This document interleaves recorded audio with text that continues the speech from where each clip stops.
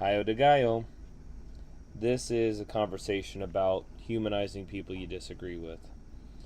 So, the big brown thing, slightly to the left, is an old journal from when I was doing my master's degree. And that scrap of paper I have taped to it is a piece of art, really kind of a doodle, a buddy of mine messed with probably towards the end of his shift when it was about time to go home. So, I did a master's degree at a tiny seminary in Indiana, and Greek and Hebrew, if you care, which you don't, that's okay. Greek and Hebrew. And when I was working on that, I worked at basically a juvie hall. A lot of inner city Chicago and Gary, Indiana kids.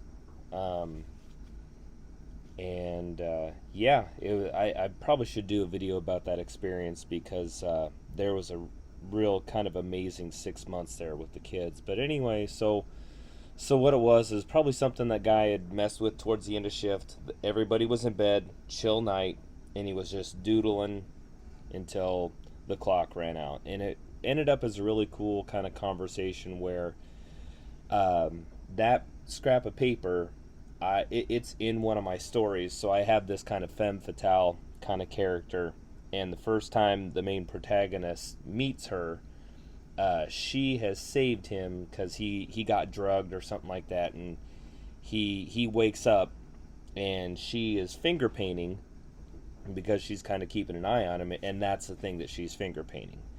Now, he is one of a couple brothers. There's three brothers. Two of them, one I'm really pretty tight with. The other is him. He's a pretty good acquaintance I've worked with, and the other brother I know him, but I didn't work as much with him. And so these three brothers worked at this group home, got to know them all, good deal.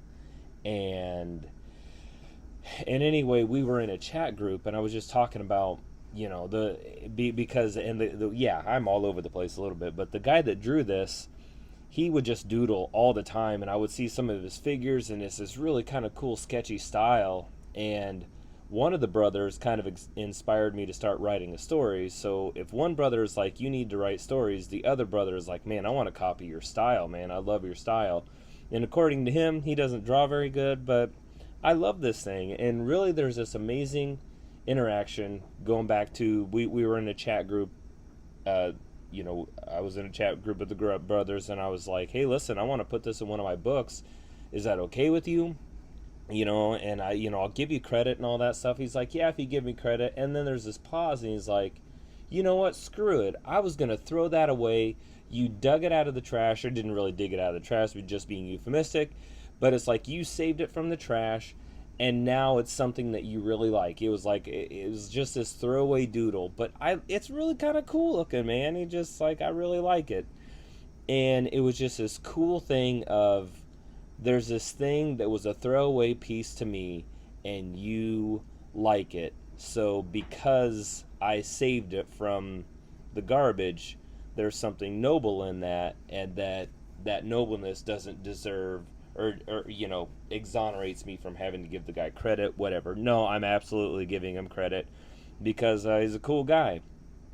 And consequently, I agree with him on probably nothing. Um, uh, yeah, and that's okay. That's okay. And part of the reason why I'm putting that in the comic, part of the reason why I keep that around and look at it every once in a while, part of the reason why, it's like it. He lives halfway across the country. I'm not in contact with him very much, and he's a Facebook buddy. You know how that kind of stuff goes. But he'll post some stuff I really, really disagree with, and that's okay. And if hey buddy, if you end up watching this isn't some like mom guilt passive aggressive way, it'd be like, I don't approve of what you're posting. No, it's nothing like that. Nothing like that. Not any backhanded, any of that stuff. It's more about those interactions mean more to me than anything you could disagree with me on. And so that's the point of all that stuff.